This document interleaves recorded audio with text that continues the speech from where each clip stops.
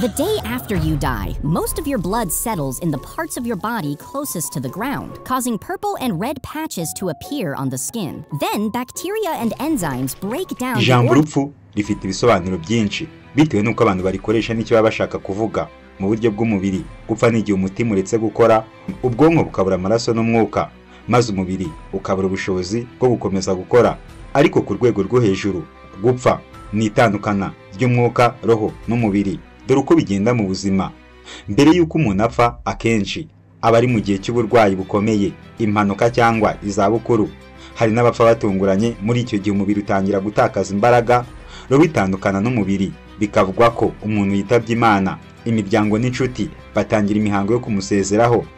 Uko abanyarwanda ba kera babyizeraga. Mu muco nyarwanda wa kera barapfaga, ariko bamwe babonaga ko urupfu atari iherezo, ahubwo ari urugendo rujyana umuntu mu yindi si. Bakavuga ko umuntu apfa umubiri gusa, ariko umwuka cyangwa umuzimu we ugakomeza kubaho. Umuzimu w'umuntu muri icyo gihe wagombaga kubahwa, ugahabwa imihango n'imigenzo. Abazimu bashoboraga kugirira neza cyangwa nabi abasigaye bitewe n'uko bitwaye ku muryango. Dore imyizerere y'amadini ku rupfu. Mu Bukristo bavuga ko nyuma yo gupfa umuntu ajya imbere y'Imana mu rubanza. Abakoze neza bajya mu ijuru aharangwa n'amahoro n'ibyishimo, abakoze nabi bajya ikuzimu cyangwa igihenomu aharangwa n'ibihano. Hari inyigisho z'uko bazazuka ku munsi w'imperuka, mu gihe mu idini rya Isilamu umuntu apfa akaruhukira mu mva ategereje umunsi w'imperuka. Aha roho ifatwa n'abamarayika b'Imana ikananyuzwa mu rubanza. Hari igihano cyangwa ingororano bitewe n'ibikorwa. Abakiranutsi bazajya mu ijuru, abanyabyaha bajya ikuzimu. Hari indi myemerere isanzwe. Abahindu n'abababuda bemera ivuka rya kabiri. Iyo umuntu apfuye, roho ishobora kuvukira mu bundi buzima, bikagenwa n'uko habayemo karoma. Inyungu z'ubuzima ni ugutsinda ivuka n'urupfu bihoraho, umuntu akagera ku bwigenge. Imihango nyarwanda yo gusezeraho abapfuye, gutegura umurambo no kuwuhamba mu cyubahiro, gukora umuhango wo kwibuka no gushyingura, gutanga ubutumwa bwo kwihanganisha umuryango, gukomeza kwibuka uwo muntu binyuze mu gusura imva, gutura amasengesho cyangwa gutanga imfashanyo mu izina rye. Abenshi bibaza uti, ese umuntu asigara he iyo apfuye? Hari ibisobanuro bitandukanye. Kubemera ijuru n'umuriro, umuntu ahabwa umwanya ukwiye bitewe n'ibikorwa bye. Kubemera kuzuka, umuntu apfa umubiri gusa, ariko azazuka mu buryo bw'umwuka cyangwa umubiri mushya. Kubemera ko urupfu ari iherezo, roho nikomeza kubaho byose bihagarara burundu. Nubwo nta muntu wigeze agaruka ngo atubwire aho yagiye, imico n'amadini byubatse uburyo bwo gutanga ibisobanuro no guha agaciro ubuzima n'urupfu, bigamije gutuma abantu bubahuka ubuzima n'urupfu, bategura ubuzima bwabo neza, bagakora ibyiza, bafasha abapfushije no guhoza intimba. Abenshi bibaza, ese umuntu apfuye abagiye he? Igisubizo kuri iki kibazo gitandukana bitewe n'imyemerere y'abantu. Mu myizerere y'amadini, abakristo bemera ko nyuma y'urupfu hari ubuzima bw'iteka, umuntu akajya mu ijuru cyangwa ikuzimu bitewe n'uko yabayeho. Abemera Yesu Kristo nk'umukiza bizera ko bazajya mu ijuru. Abayisilamu bemera ko nyuma y'urupfu hari umunsi w'imperuka, aho abantu bazazuka bagacibwa imanza, abakoze neza bakajya mu ijuru naho abakoze nabi bakajya ikuzimu. Abemera reincarnation nk'abahindu n'ababudiste bemera ko umwuka w'umuntu ushobora kugaruka mu buzima bwa muntu cyangwa inyamaswa mu yindi sura bitewe n'uko yabayeho.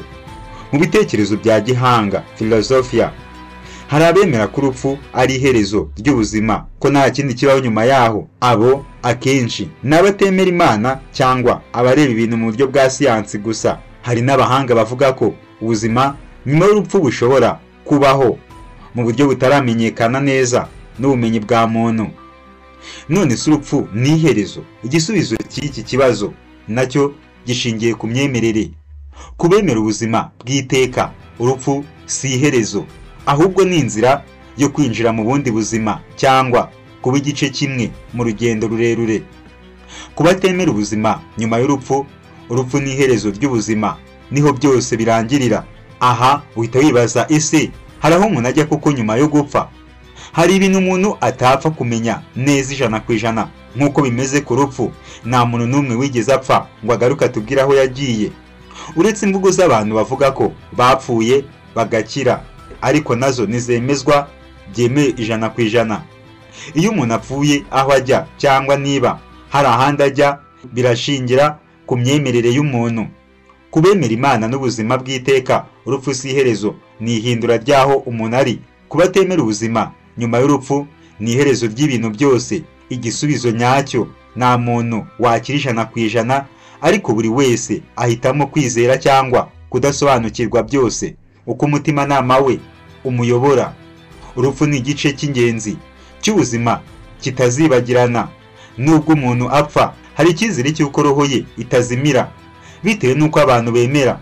Bityo ubuzima bukwiye kubahwa, tugaharanira kugira ubuzima bufite intego butuma turaga isi aho abandi bazahora neza kandi amahoro agatsinda urupfu. Bigendekera bita umubiri w'umuntu nyuma y'amasegonda, iminota n'amasaha apfuye. Inzobere mu mibereho ya muntu zagaragaje ko umuntu akimara gupfa, umutima, ubwonko n'ibindi bice by'umubiri byahagaze habatangira urugendo rwo gushanguka, ariko uwashyinguwe mu isanduku bitwara igihe kirekire, umwaka w'inyama zibe zishize ku magufwa. Amashusho yakozwe na Zack D. Filime uzwiho gukora amashusho asobanura ibintu mu buryo burambuye mu nzego zitandukanye, akayashyira kuri YouTube. Yarebwe n'abantu 8,000,000 mu kwezi kumwe. Iyi filime itangira ivuga urupfu rw'umugabo agashyirwa mu isanduku. Amashusho agaragaza ko umuntu amaze gupfa, amaraso ye yose ari mu mubiri yirunda ku gice kiryamye ku isanduku. Ibi bituma aho hantu hahita hahinduka umutuku ndetse hakabora. Bisobanurwa ko nyuma y'ibyumweru bike cyane ibice by'umubiri byoroshye cyane bitangira gushanguka ku buryo n'uruhu rutangira kuvaho. Umuhanga mu mibereho ya muntu Daniel Westcott yavuze ko iyo umuntu ashyinguwe mu isanduku, umubiri we utangira gushanguka nyuma y'amezi 12. Ibice by'inyama bikazashira ku magufa mu myaka 10. Ni mu gihe umushakashatsi muri kaminuza ya Western Carolina Nicholas Pasalaka we yahamije ko iyo ushyinguwe nta sanduku ikoreshejwe mu myaka 5, umubiri waba warashangutse wose kuko udukoko kwihutisha icyo gikorwa. Ni mu gihe mu bihugu bitandukanye birimo n'u Rwanda hari ikibazo cy'amarimbi yuzura n'ikiguzi cyo gushyingura kikaba cyaratumbagiye. Ku rundi ruhande, hari abatangiye guhitamo gutwika imirambo bakoresheje ingufu cyangwa uburyo bw'amazi avanze n'ikinyabutabire alkaline. Umujyanama w'abantu n'imiryango ubafasha kwitegura urupfu, Anna Lyons, yavuze ko ari ingenzi kugaruka ku ngingo zirebana n'igihe bazaba bapfuye, ariko bigakorwa